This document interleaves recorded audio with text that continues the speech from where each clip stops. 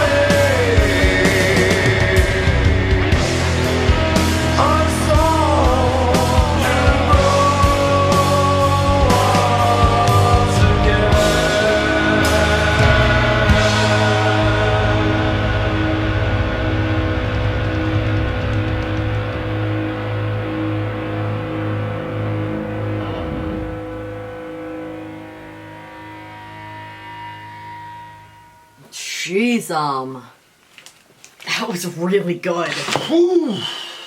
It's a deep song, girl. Yeah. You know what it was to me? Deep it was song. about Eden. Really? Yeah. What was it for you? Alcohol. Alcohol? Well, dripping personification, the putrid liquid, washing all away in the edge of the mind, the lurks, the black, bleak, sacred monster, null incarnate, defeater the way. So Yeah, that was Satan to me. it looks like this person has an addiction that they're not even fighting. It's uncontested. So then it defeats you. Mm-hmm. And then it washes away, the mind. Mm-hmm. Washing all away in the edge of the mind, that type of thing. So that's what I thought he was talking about. But yeah, it definitely, can... So the beginning, when he's saying uncontested, dripping personification, it was like, he was like something, but not really, but putrid liquid washing all the way in the edge of the mind. Like it like messed with their way of thinking. Like he and his approach to them lurks bleak sacred monster, because you have that theory that he was one of the, He was a cherub. Well, yeah. He was one of, he's explicitly called one of the cherubim in you're talking about the devil. Yeah. That it wasn't a talking snake, it was actually an serpentine angel type thing. Right. Lurks bleak sacred monster, null incarnate, defeater the way. Locked within a spell, this ritual repeats itself again. The drained one, dancing in madness. Inverse horizons stretched out before the shivering frenzy. The serpent whispers, and the haze must return. So, almost like what happens in Eden just keeps re-happening. Yeah. And so, this is one of the reiterations of that story. Again, the moment stop, replaced by falsehood, perverted image of the self arise impure, non-beginning in a self-created doomsday. Believe in your own end and your wish will be fulfilled. So this is all when that's happening. That's what I got from the entire thing. Perverted image. Non-beginning I thought was interesting, but that was kind of why I was thinking a non-beginning. You don't have a beginning. So anyway, that part was just in a self-created doomsday, because they created that situation for themselves, because they went and disobeyed God and listened to the voice of the serpent. And then keep scrolling. Believe in your own end and your wish will be fulfilled. Mm-hmm. Unforgiveness thrives. We cannot survive. Time will pay the price. You will not survive. That to me was like, we'll pay the price. Yeah. You will not survive. It was like Adam and Eve having this discussion. There's probably unforgiveness between the two of them because, Adam didn't lead well, but she's the one that brought the fruit to him. And then he's saying, they can't survive. Because, he says, if you eat from this, you will surely die. Yeah. And then people are like, but they didn't die, though. And then this is time. We will, we'll pay the price. You won't survive. It was to me, it was Adam talking to Eve. He's recognizing that those actions were going to kill her. Then when it said finished in the dying of the flame, that reminded me of the angels that were set outside with their flaming swords, so they could never, it was finished. They were never going to enter back in there. A solitary piece, remainder of the sane. A shattered bell in shadows still rings, and the night crying birds lament the loss of its wings. That to me was just everything that was lost. And in shadows still rings. A shattered bell shouldn't ring, but the fact that in shadows it still does, to me it was as they walked out of Eden and they went on with their lives, there was still something of Eden that kept calling back to them, even though that dream was shattered. It still called to them. Even alone, the wretched voice still calls. To me, that was Satan still when they were alone, they still could feel that voice. Mm-hmm. On a not too distant day, the sky is soon to fall. The wounded one may try to search for sleep. Even in the deepest night, the softest voice will sing. And that wounded one, I know I'm stretching this probably way too far, but I'm just telling you, art is what you see it is. And so when Adam and Eve fell in the garden, when God came to meet with them, he told them that one day there would be, that from the woman was going to come someone that was going to crush the head of the serpent, but in the process was going to be wounded. And that was a prophecy about Jesus coming and dying on the cross. So that to me was the wounded one may search. So we talked about the wounded one, so then I was thinking of Jesus, but it said, may search may try to search for sleep, even in the deepest night, the softest voice will sing. Like, that was even in when everything looks really, really bad. Like, somebody, that's the wound, you know, he was going to get wounded in the process of crushing the head of the serpent, but that was what was going to make the softest singing in the darkest night.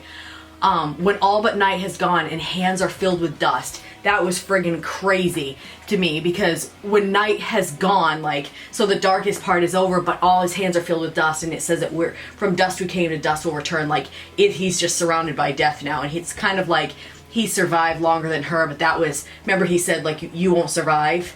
Yeah. So now his hands are just filled with dust. There's no one else who can take the blame for those deeds, are yours alone. And so that's what he's basically saying to himself. Like, he can't blame anybody else for what happened, because he's the one that did that. And everything has gone away in a ceaseless erosion, because everything was affected by the fall. And then in the, what is that? Languid sand? The languid sand, the seeds of Pain are sown to grow once again. And then that's like the start over of the story. Huh. Very interesting. So this is about alcohol for you. Tell me. Well, it starts off, well, he talks about the liquid washing all away in the mind and all that. Mm-hmm. And then he's locked within a spell, would be his addiction. The ritual repeats itself again, which is what happened. The drained one, I think, is an ironic use of it, because he's draining the bottle, but he himself is becoming drained. Mm-hmm. Dancing in madness, obviously. Inverse horizon stretch out. Before the shivering frenzy, the serpent whispers and the haze must return. So before he gets sober, he starts drinking again. Yeah. Yep. All that. Again, the moment stop, replaced by falsehood, perverted image of the self arise. So he's got a misconstrued image of himself, which I'm assuming that living in that type of addiction would do to a person. The self-created doomsday, believe in your own end and your wish will be fulfilled, seems to be talking about a self-fulfilling prophecy. Mm-hmm. And people say, you know, I'm not going to make it or whatever, or this bottle's going to kill me or whatever. And it's like, well, but notice he says your wish will be fulfilled, because sometimes when people make like doomsday prophecies about themselves, it's really a wish. You know what I mean? Mm-hmm. And I think that that's a very insightful thing for him to say. Yeah. You know, believe in your own end and your wish will be fulfilled. Like, yeah, that's, I see what you're saying. I don't believe that words create anything. Like, you don't speak things into, like, reality. I know a lot of people believe God. It. But words do tell us the state of our heart, though.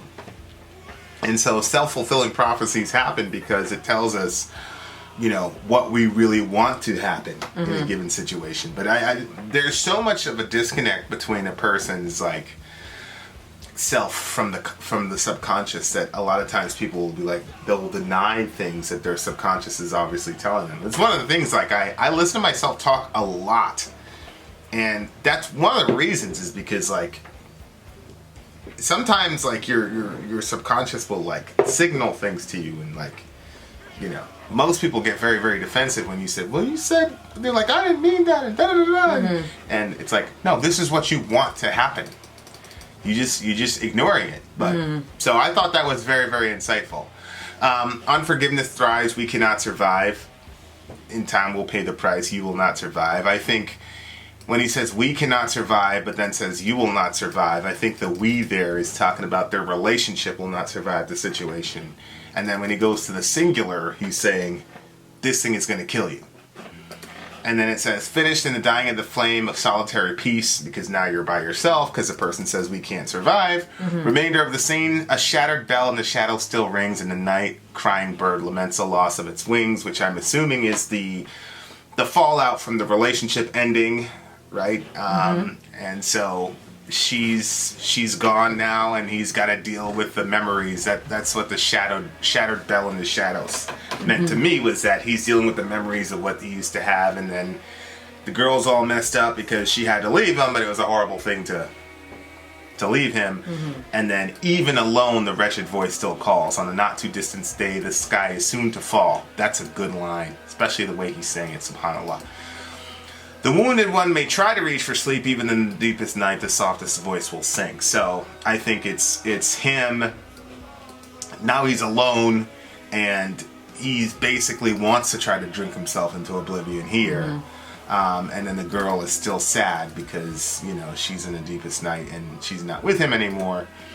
all but night has gone and your hands are filled with dust. Good night. There's no one to blame who... Yeah, what did you get out of that dust part?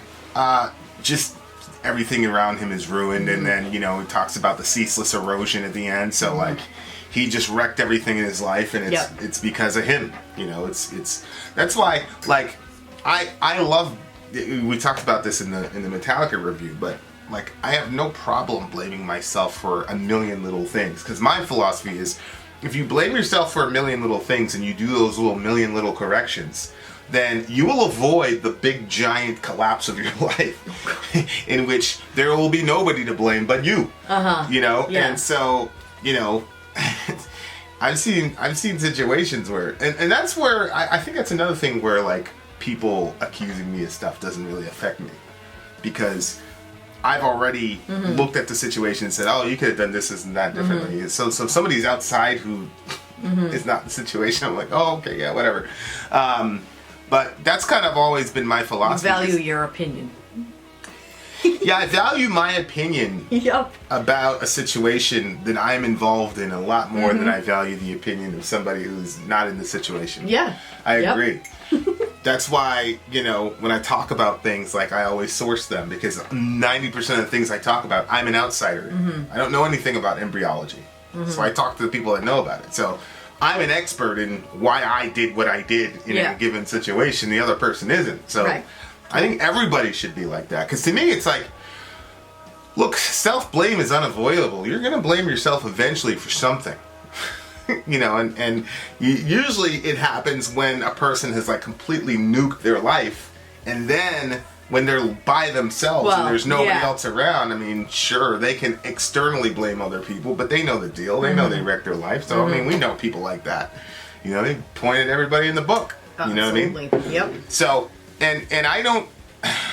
I think in everything in life, in every concept in life, that there is a redemptive way of doing something and a destructive way of doing something. So when you talk about, like, the concept of blame and things like that, and that's why we have different words in the language, right? We'll say, take responsibility, and that's usually construed as a positive thing, and then blame is always construed as a negative thing. But you're saying the same thing in both situations. But the person who's taking responsibility is saying, it's my fault. Yeah.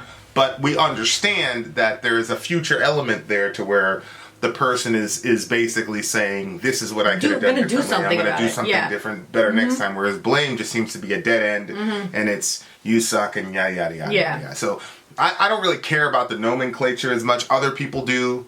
So a lot of people say, I don't want to blame my people. Don't want to use the word blame. Okay, so take responsibility, whatever. It's the same thing in my mind. It's just a matter of what you do with it that either makes it redemptive or destructive. You know, so you talk to the kids, and you always want to make sure that there's a redemptive element to it when they're getting disciplined or called out or whatever. Or you could do better. You know, this is what we do in our family. You know, blah blah blah blah blah. So, you know. But it was an epic song. It was, oh my word, I love the sound of it, the instrumentation, the vocals, the everything, and it was trippy. Like, it took me places, and I felt good listening to the song. Like, it had a lot of... Yeah, it seemed and to me, that was why it was more of, like, an Eden thing. It seemed to have really affected you. Yeah. And the whole, like, idea that it keeps happening, like how I said it was, like, on a loop. Yeah. I think that's where it encompasses your explanation of it, because there is a sense in which we all wreck our own lives. Yeah. Like, you can look at Adam and be like, even if you don't, let's say you don't believe the story and you just say it's a parable for you to get some information from. Right. Like, he screwed up and then it affected him and it affected the world around him, and like, we all do that personally in our own lives. Like, you could say, well, I screwed up because my father screwed me up. Well, that's still part of that cycle, right, where your sins affect the next person, and then their sins affect the next person, and so we're all interconnected, redoing this non-beginning. Yeah, I just think, the name of the record is called Heartless. It's a very, very, very interesting. The sound of it was so satisfying, and I really like the artwork on the front of the cover.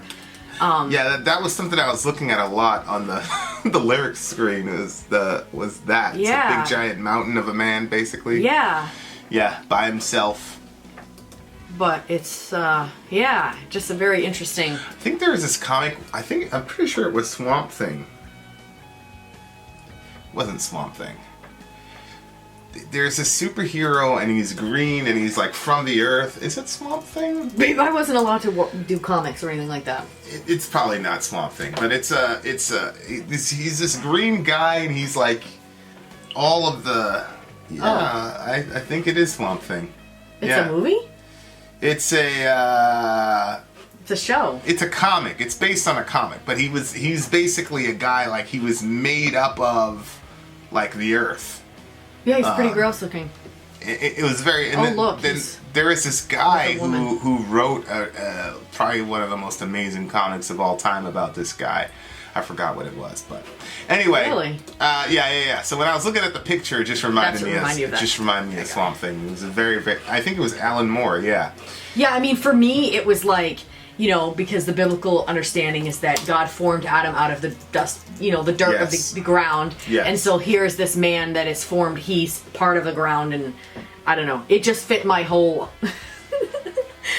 narrative. I found pieces to make my whole entire narrative fit in there. But does it say anything on Genius what it's about? Like, does it say anything? No, it doesn't. No. So, well, if you are part of this band and you want to tell us what was going on here, we would love to hear. Fervence, the band that we reviewed, they emailed us and told us the meaning of the song. Was it? Can we say that publicly though? No. I'm not going to say it publicly. Yeah, I was like, I don't think I'm probably going to do a teaser for an interview with the band. Mm-hmm. Maybe we can swing an interview with them. So that would be cool. We'll see, inshallah. Yeah, what do you give the song? It's a 10. I really enjoyed it. It's a 9.8 for me. And very, very good song. I had my tea, my matcha right here. Yeah, I know. So I was sipping my tea. I know. You were loving life. Yes, I was. I was like taking the whole thing in. I'm like, this is good. We almost didn't do this song. You're like, oh, it's a 12-minute song, and it's like It's 3 o'clock in the morning right now. But I said, let's just roll the dice and do it.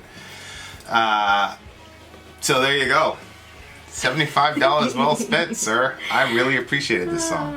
Yeah, that was back when it was $75 per song. Yep. All right. Vin out. Sori out. Gone.